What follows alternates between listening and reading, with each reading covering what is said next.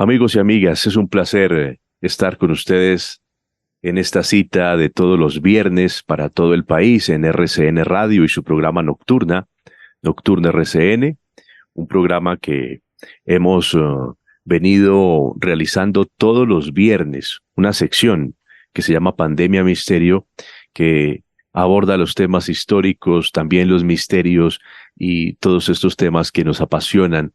A veces muchas de las cosas que ocurren en nuestras realidades se salen de toda lógica y lo que queremos es, desde una manera seria, ahondar en ellas y tratar de sacar alguna conclusión y que ustedes también tengan material suficiente para investigar y seguir ahondando en todo lo que hablamos aquí. Recuerden que además de escucharnos en las 130 emisoras que están enlazadas en este momento a nivel nacional, nos pueden ver en nuestro canal de YouTube simultáneamente buscándonos como Pandemia Misterio Diego Reyes. Pandemia Misterio Diego Reyes, así nos pueden encontrar en YouTube. Y también recuerden algo que he venido dándoles a conocer en los últimos días. Estamos intentando crear un grupo de investigación para poder viajar a otras partes del mundo y traer programa y material exclusivo para ustedes. Por eso hemos creado una Vaki, una campaña de Vaki, que toda la información está en la descripción de este video para que ustedes, si quieren ayudarnos y aportar por ese medio, lo pueden hacer. Hoy un programa maravilloso porque tenemos un invitado sensacional. Él es el arqueólogo, el historiador, además de él se califica como un eterno viajero. Tito Vivas es su nombre. Él es un ciudadano español, pero yo pensaría más que es un ciudadano del mundo y un hombre de la historia. Así que Tito, gracias por atendernos. Bienvenido a Pandemia Misterio. Un placer, Diego. Encantado de estar con todos vosotros. Nos está visitando Tito por estos días en Colombia. Se encuentra en la ciudad de Medellín y él, como ustedes bien saben, y los que no lo conocen, pues es un hombre que ha recorrido Egipto desde hace mucho tiempo y ha venido explorando este territorio mágico como es Egipto. No solo Egipto, para hablar de Egipto, ¿qué podríamos decir? No solo fueron un imperio, sino imaginemos sus pirámides, el Valle de los Reyes, Esfinges y más. Allí se esconden los más fascinantes misterios.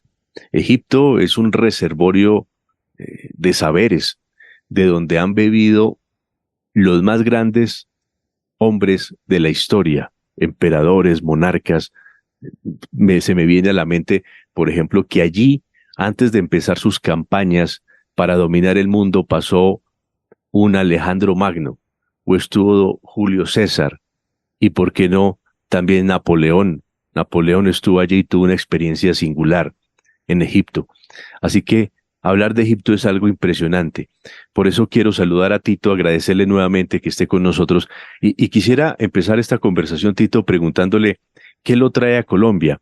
Yo sé que usted viene invitado por la Pontificia Universidad Bolivariana y su programa maravilloso de egiptología, pero está en unos cursos, algo así que va a dictar aquí en nuestro país. Correcto, es así como tú comentas, Diego. Digamos que he tenido la suerte, el privilegio, el honor y el orgullo de poder ser el primer egiptólogo.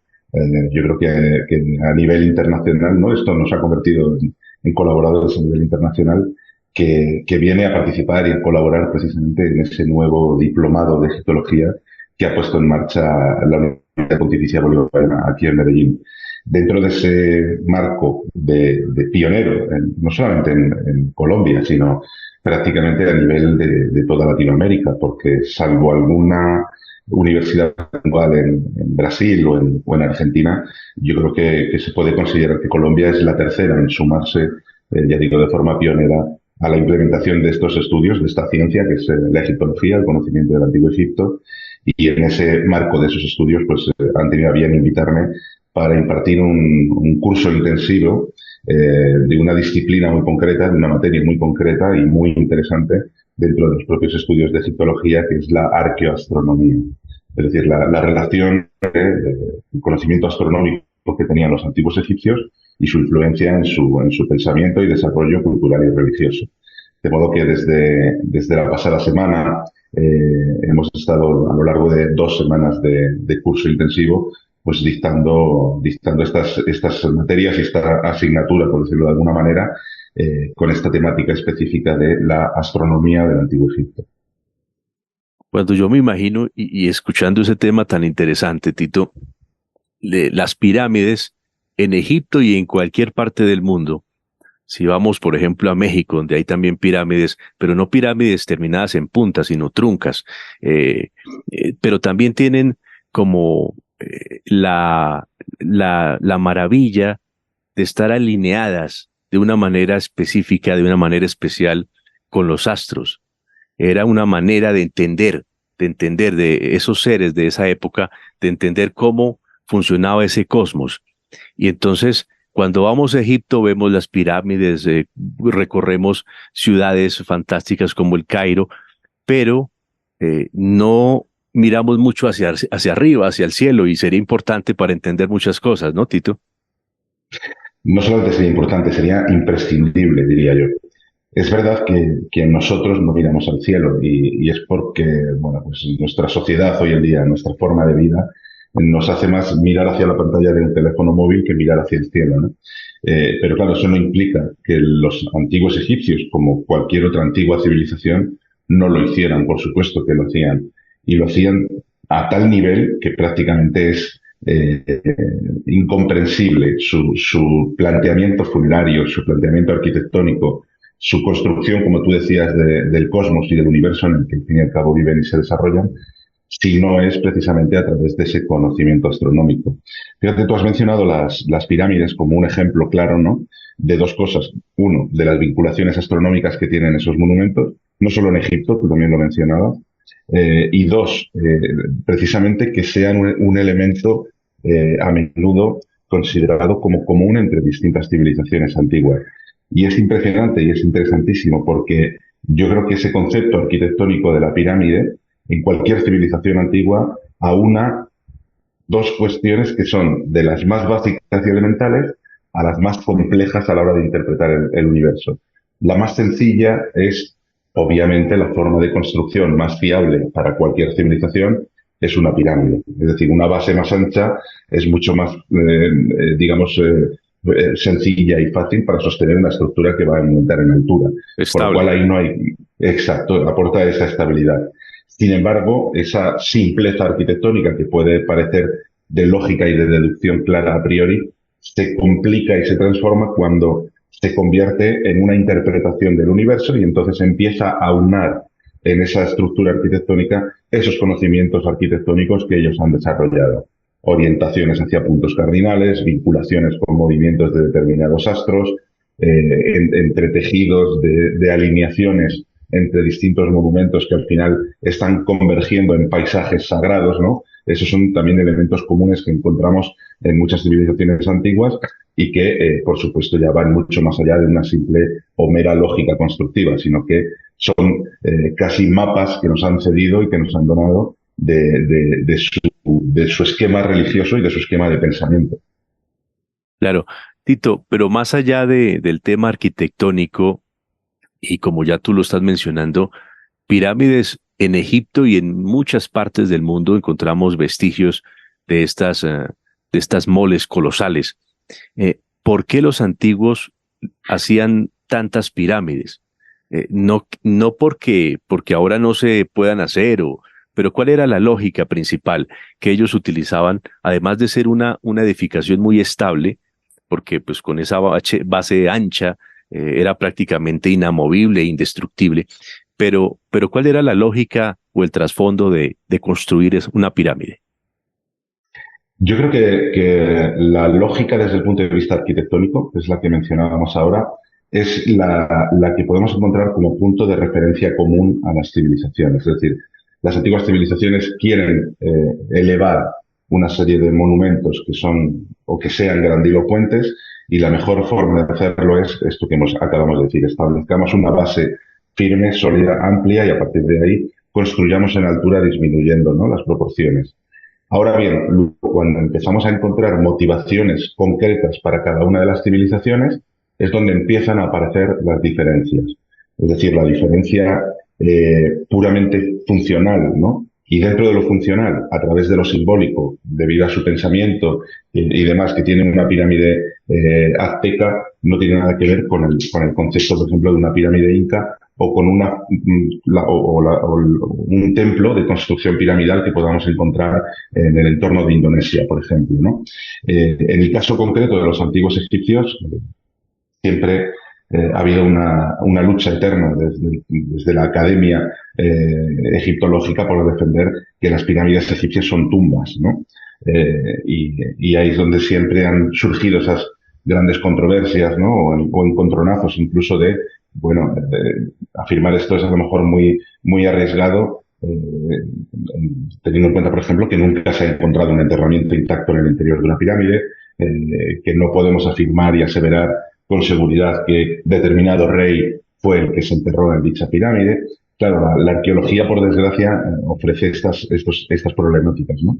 Pero no cabe duda de que en el caso del Antiguo Egipto, la construcción de la pirámide responde a un planteamiento de pensamiento y de creencia religiosa que deriva precisamente de la observación del cosmos, de la observación del universo. Ellos conciben que el universo proviene de una gran inmensidad de agua, una vastedad de agua que llaman el Nun. El Nun es un océano primigenio en el que la vida está latente, la vida está ahí de forma, digamos, inerte y en potencia. Y a partir de ahí, cuando el Dios creador, que principalmente en Egipto es el Sol, pone en marcha la creación del universo, lo que ordena es que se separen las aguas y aparezca la tierra. Claro, al aparecer la Tierra lo que estamos generando es la elevación de una colina primigenia que los antiguos egipcios en sus textos sagrados llaman el Benben, ¿no? Esa colina Benben, en la cual se va a producir el primer amanecer de la historia. Es decir, en el momento que surge una colina de tierra, hemos formado un horizonte por encima del cielo, y a partir de ese momento lo que nos va a ocurrir es que el Sol va a tener la capacidad de aparecer en un amanecer que será el primer amanecer de la historia, que los egipcios conocerán como el Septem, ¿no? Sería como el equivalente a nuestro Big Bang en el universo. Claro, ese primer amanecer que se produce sobre la primera colina es el que plantea el pensamiento religioso egipcio y funerario de el rey renacerá eternamente como el sol de esa colina. De modo que el rey, para renacer en la otra vida, necesita de esa colina. De ahí que la estructura o la forma de su tumba adquiera la forma de una pirámide, ya digo, por lo menos en los tiempos más antiguos, ¿no? Lo que llamamos la era de las pirámides, que es el reino antiguo, hace pues más de 4.500 años. Claro. Tito, como hemos venido hablando, conversando, pues la egiptología como ciencia no es tan común, está prácticamente en pañales y más en América Latina. Entonces, muchos nos hemos quedado, cuando hablamos de Egipto, en las pirámides, que es algo muy importante, en el río Nilo, en el Valle de los Reyes, y bueno, cositas que han sido mediáticamente muy generalizadas, pero Egipto es un universo, es un país donde hay cualquier cantidad de cosas para descubrir. Yo creo que además de Jerusalén y otras partes del mundo, en la Palestina, es uno de los lugares más excavados del planeta. Y entonces, qué otros misterios, qué otros lugares fantásticos se pueden descubrir en Egipto que no son tan conocidos y que deberíamos también ponerles el ojo y la atención?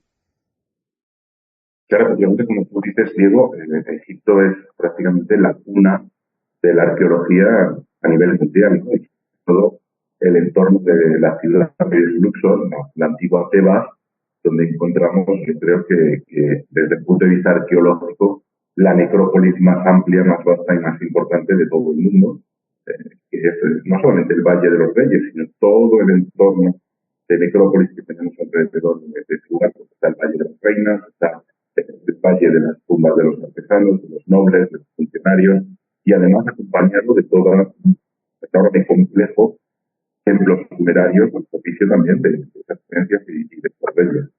Claro, desde esta perspectiva nos faltan por encontrar en ese vasto mar funerario que es esa necrópolis, todavía hay muchas tumbas de reyes, muchas tumbas de faraones que no hemos localizado. Parece ser, debemos tener la idea, ¿no?, de que tenemos a todos los reyes del antiguo Egipto con sus tumbas perfectamente localizadas, aunque las hayamos encontrado saqueadas, pero en realidad es que no, en realidad es que apenas hay un 15 o un 20% de tumbas de estos reyes a lo largo de toda la historia de Egipto que hayan sido localizadas. Y eso nos circunscribimos única y exclusivamente a los reyes. Ahora pensemos en la cantidad de funcionarios, de sacerdotes, es decir, Egipto está prácticamente, aunque llevemos 200 años de ciencia egiptológica, ¿no?, y de investigación y de aplicación de excavaciones, podemos decir que a nivel arqueológico y de descubrimiento estamos comenzando, ¿no?, lo cual es interesantísimo, porque es una civilización tan longeva. Pensemos que estamos hablando de una civilización que duró 3.000 años a lo largo de su historia. Ninguna otra civilización de la antigüedad duró tanto tiempo. Hay poca gente, por ejemplo, que vive una idea, y es que Cleopatra VII, la famosa Cleopatra, la de Marco Antonio y Julio César, que tú mencionabas al principio, vivió en torno al año 30 antes de Cristo. Es decir, ha pasado más tiempo desde que se construyeron las pirámides hasta que gobernó Cleopatra que desde que gobernó Cleopatra hasta hoy. Es decir, Cleopatra está más próxima a nosotros en el tiempo que a las pirámides. Claro, son 3.000 años de historia. Nosotros estamos en el año 2023. Imagínense lo que ha cambiado el mundo en 2.000 años, que no puede haber cambiado en 3.000, ¿no? Y sin embargo es una civilización que dura 3.000 años. Con lo cual, la cantidad de información, la cantidad de misterios, la cantidad de lugares que todavía nos faltan por encontrar, es tan inmenso que es prácticamente imposible de predecir. Claro, y me imagino que esto también, en medio de esta fiebre y esta fascinación que ejerce Egipto en la mente de muchos, es un problema también para el gobierno, los gobiernos de este país, porque me imagino que muchos quieren llegar allí a Egipto y empezar a excavar y empezar a investigar, y esto ya no es tan fácil, ¿no? No es que yo mañana coja una pica y una pala y coja un tiquete para Egipto y llegue allá a abrir huecos. Esto no es, me imagino que es muy riguroso ahora el pedir permiso, buscar todo el entorno científico y cómo demostrar que uno va a un trabajo serio y que se va a cuidar todo ese patrimonio. Sí, efectivamente es así. El gobierno egipcio, a través de su Ministerio de Antigüedades, exige, la verdad, que muchísimas garantías y pone muchísimas condiciones para el desarrollo de cualquier investigación, claro, de naturaleza internacional. Aquí hay que entender una cosa que tiene mucha lógica, ¿no? Y es que, bueno, pues por suerte o por desgracia, ¿no?, los altares de la historia han hecho que el país de Egipto como tal haya sido independiente y autogobernado por Egipto prácticamente desde ayer por tarde, desde los años 50, más o menos. Claro, anteriormente Egipto era un protectorado británico, fue de colonia, antes estuvo en manos del Imperio Otomano, pero básicamente Egipto ha dejado de estar en manos egipcias desde las invasiones nubias de la dinastía 25 hasta los años 50. ¿Qué ocurre? Ocurre que, obviamente, la ciencia de la egiptología, que tiene, como he dicho, 200 años de historia, empezó a aplicarse en Egipto, pues casi desde una perspectiva colonialista. Es decir, los franceses fueron los que arrancaron con esas investigaciones académicas, precisamente gracias a la invasión napoleónica. Luego fueron los británicos, se desarrollaron estudios de los alemanes, luego llegaron los americanos. Pero hoy en día Egipto pone mucho interés y mucho énfasis en que se conciba que la egiptología y el estudio del antiguo Egipto está en manos de los egipcios. Por lo tanto, cualquier tipo de investigación que se quiera desarrollar hoy en día tiene que superar esa visión neocolonialista y tiene que ser consciente de que la investigación ha de ser realizada por y para egipcios, con supervisión y por supuesto también colaboración de los egipcios, porque Egipto también necesita al mismo tiempo aprender de esta propia corriente egiptológica, ¿no?, y implantarla en sus estudios. De modo que hoy en día, para desarrollar cualquier proyecto de investigación en Egipto, prácticamente hay que cumplir 3 o 4 requisitos imprescindibles. El primero, que debe de haber una institución académica detrás de la propuesta. Ya no se realizan concesiones de investigación de forma nominal a particulares, ¿no? Eso ocurría en los años 20 del pasado siglo, donde un Lord Carnarvon literado que llegaba de Inglaterra podía comprar una concesión en el Valle de los Reyes y estaba allí porque aquello era suyo. Pero hoy en día eso no ocurre. La concesión se hace a través de una institución académica que es quien avala y propone el proyecto. Lo segundo es que esta institución académica siempre tiene que conformar un equipo multidisciplinar con otra institución egipcia, ya sea el propio Servicio de Antigüedades o otra entidad, ya sea una universidad u otro centro de educación egipcio. Por lo tanto, los proyectos que se conforman ya son o bien hispano-egipcios o anglo-egipcios, ¿no? Pero siempre hay una presencia egipcia. La tercera cuestión es que bueno, tiene que haber un equipo perfectamente cualificado al frente. No, efectivamente, como tú decías, no cualquiera puede llegar y ponerse al Egipto y proponer. Hay que demostrar, bueno, pues que hay un personal, equipo multidisciplinar que está formado, que científicamente tiene, digamos, las capacidades necesarias y que al frente de ese equipo, pues hay generalmente y prioritariamente un experto en historia del Antiguo Egipto.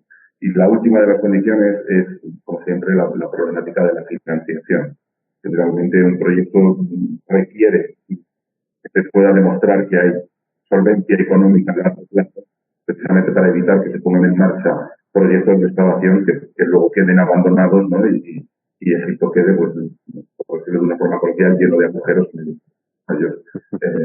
Es verdad que no tienen la capacidad de la colaboración económica, pero sí que la exigen para saber que el proyecto que ellos van a conceder va a tener proyección y que se va a desarrollar y finalizar. Tito, ¿de dónde nace esa fascinación tuya por Egipto? Pues yo creo que siempre he dicho que mi vida convirtieron en un momento dado dos elementos que a priori pueden parecer absurdos, pero a mí me condicionaron, ¿no? Lo primero es que yo por edad he crecido marcado por las películas de Indiana Jones. Eso fue un elemento que nos fascinó a todos, ¿no? Yo sé que la gran mayoría de los arqueólogos y de los historiadores hoy en día reniegan Indiana Jones, ¿no? Y dicen que eso no es arqueología, que eso es cine y que Indiana Jones parece más un saqueador de tumbas que un arqueólogo y puede que sea cierto, ¿no? Pero también yo creo que hay que ser sinceros y reconocer que es el mejor embajador que ha tenido en nuestra profesión de los últimos años. Pese a que lo que se muestra en la película no sea arqueología pura, como tú dices, pero encendió la llama, le encendió la llama a muchos por esta bellísima profesión. Claro, y es además un halo de romanticismo, de aventura, de exotismo, por los viajes y demás que van ligados al concepto de la arqueología que quieras que no, pues a la sociedad le llama y genera una demanda, ¿no? Y luego la segunda de las cuestiones, en mi caso, fue que tuve la oportunidad de que a mí me llevaran de viaje por primera vez a Egipto muy joven. Yo tenía 10 años cuando visité Egipto por primera vez y despertó en mí una vocación que hizo que desde esa edad tan temprana yo tuviera claro que quería ser Indiana Jones, porque es que me permitieron, siendo un niño, jugar a ser Indiana Jones. Y al final me lo repetí. Qué bueno. Y en todas estas oportunidades que has tenido, Tito, de visitar Egipto, porque han sido muchas, ¿qué experiencia te marcó la vida estando allí? Que tú digas, wow, esto que cuando eras un niño de 10 años, pues eso te impactó, pero ya como arqueólogo, ¿qué me puedes contar de que te haya marcado profundamente? Yo he tenido oportunidad de colaborar en varios proyectos de excavación en Egipto, con distintas instituciones, pero últimamente, en los últimos años, yo he tenido la oportunidad de desarrollar mi propio proyecto de investigación en el marco de mis estudios de doctorado y he tenido, pues, digamos, permisos como para adentrarme en una serie de monumentos que no son los habituales abiertos al público y al turismo, sino que son pues, lugares que están todavía por explorar, por excavar, por analizar, por documentar y, por supuesto, por poner al servicio del turismo. y lo he podido hacer en el marco de bueno, todo un planteamiento hipotético, ¿no? de cuestiones astronómicas que a través de mis años de estudio y de mi carrera he ido formulando, ¿no? Cuestiones de astronomía, de interrelaciones entre el paisaje y los monumentos con el cielo, de vinculaciones entre ellos, ¿no? Y al final aquello derivó en una especie de hipótesis que un día me tocó viajar a Egipto e intentar confirmar. En esas campañas de investigación sobre el terreno, ¿no? de trabajo que yo pude llevar a cabo en Egipto, hubo momentos en los que yo me encontraba solo dentro de algunos de estos monumentos, llamémoslo de esta forma, inexplorados, con mis herramientas, con mis instrumentos de astronomía, intentando confirmar mis hipótesis y, claro, de repente, cuando introducías los datos en el ordenador y en el software astronómico que tenías que calcular, los datos eran correctos, de repente esas hipótesis se confirmaban.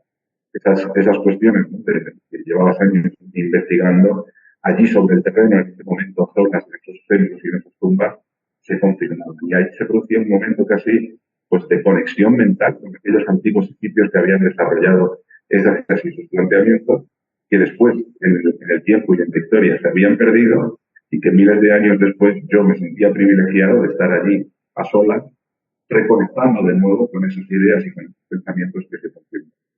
Yo creo que ese es uno de los momentos más bonitos y más importantes que yo he tenido en mi carrera. Increíble, increíble. Y es que, así como Tito, en soledad, con un profundo respeto hacia este lugar y conocimiento, yo lo dije en la introducción, ha existido muchos hombres que, que les ha cambiado la vida, entre ellos Napoleón.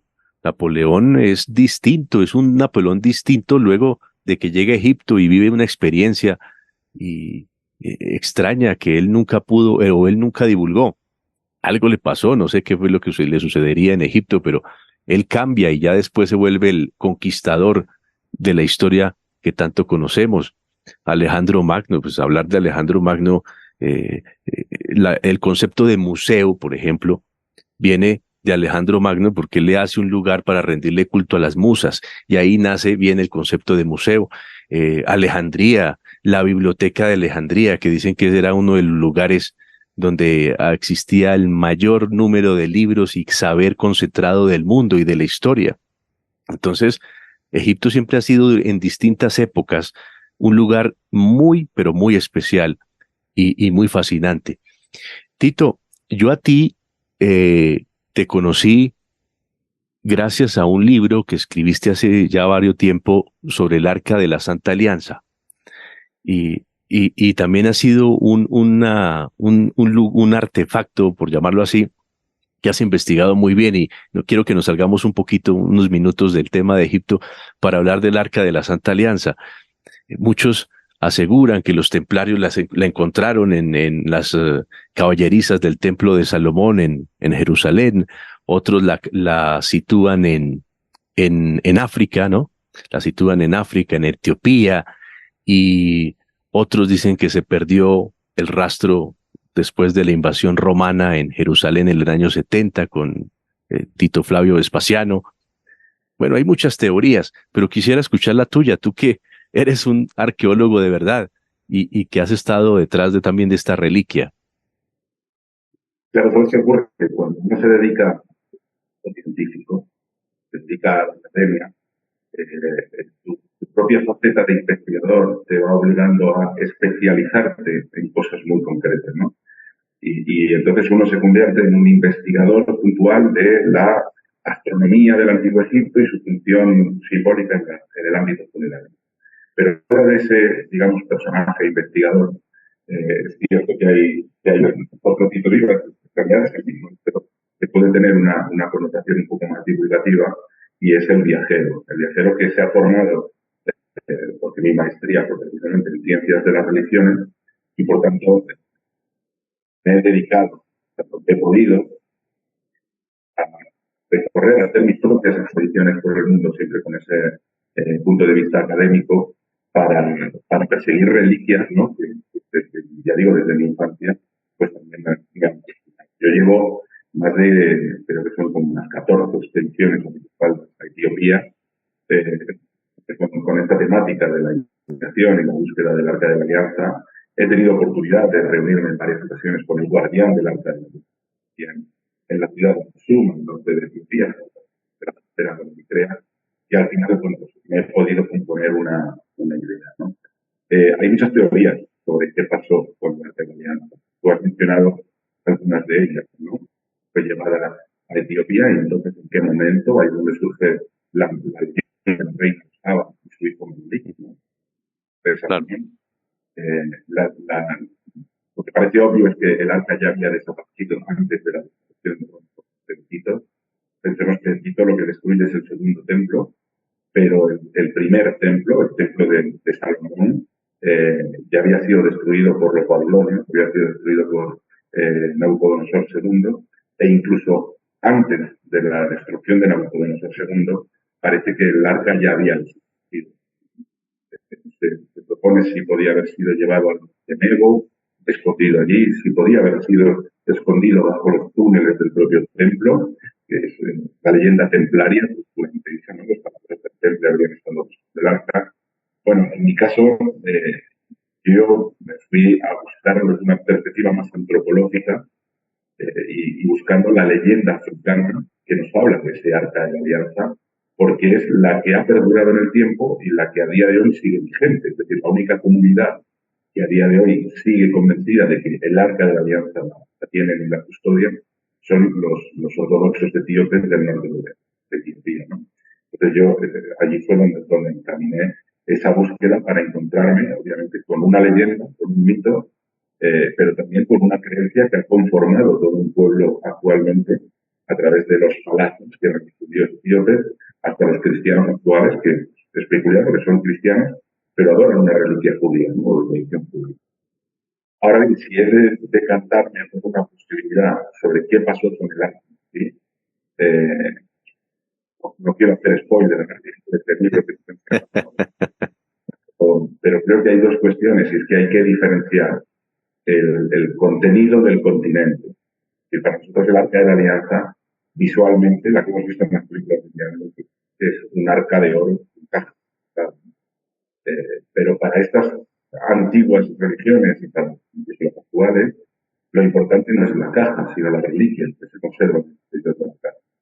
De modo que la caja, que es la parte valiosa para todo aquel ajeno a esa creencia, que es de oro, de materiales preciosos, pudo haber desaparecido en un momento de la historia y estas comunidades precisamente haberse esforzado en conservar el contenido, la reliquia.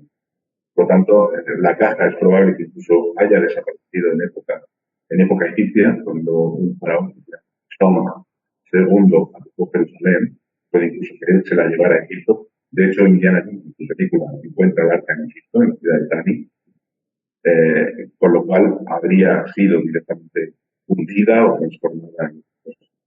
Pero se podría haber sacado la reliquia y haber conservado la reliquia. Ese es el planteamiento de la leyenda que todavía mantienen viva en Etiopía. Bueno, pues la magia o la atracción que existen hacia estos temas es realmente que nadie tiene la razón y entonces todo eso nos aboca a investigar y a tratar de encontrar la verdad, pero la verdad yo pienso que ojalá nunca se descubra porque si no se pierde esa fascinación por estos temas. Tito, pues han sido unos minutos de verdad fabulosos. Me encanta conocerlo a través de este medio. Ya lo había conocido a través de un libro y espero, le invito a los oyentes también para que busquen libros, literatura de Tito Vivas, que hay muchos, y también videos e investigaciones que él ha hecho, entrevistas, y conozcan un poco más del trabajo colosal de Tito en torno a este tema, en especial Egipto y de lo que acabamos de hablar. Tito, no sé si con qué quieras terminar esta conversación. Se me ha hecho cortísimo, tío. Sí. Que como tú dices, efectivamente quedan muchísimos temas que podríamos tratar y de los que podríamos hablar, pero yo te acepto la invitación y te recojo el guante y me pongo a tu disposición para cuando quieras que volvamos a encontrarnos y volvamos a tratar. Nos podemos encontrar en Egipto, Tito. Cuando quieras, yo casi paso más tiempo allí que en casa, que será más fácil incluso. Bueno, Tito, pues de verdad te agradezco y gracias por estar en Colombia y visitar nuestro país. No, gracias a vosotros. Yo me siento privilegiado y realmente, como te decía al principio, creo que se está haciendo un trabajo impecable y pionero y creo que va a reportar muy buenos momentos y muy buenos. Espero que este ejemplo pionero de la Universidad Pontificia Bolivariana pronto se contagie y salpique a otras universidades del país y que la investigación, tanto de Egipto como de otras líneas de investigación, ¿no?, en civilizaciones antiguas, pues terminen también arraigando aquí en Colombia y en Latinoamérica porque están a las puertas y se están iniciando. Y hacerle un reconocimiento a la profesora Elizabeth Noreña, que ha sido tal vez de una idea que nadie concebía como viable en Colombia, implementar este programa y hay cualquier cantidad de adeptos ya y de seguidores de este programa sobre Egipto aquí en nuestro país. Así que a ella un abrazo y a usted nuevamente, Tito, mil gracias por habernos atendido.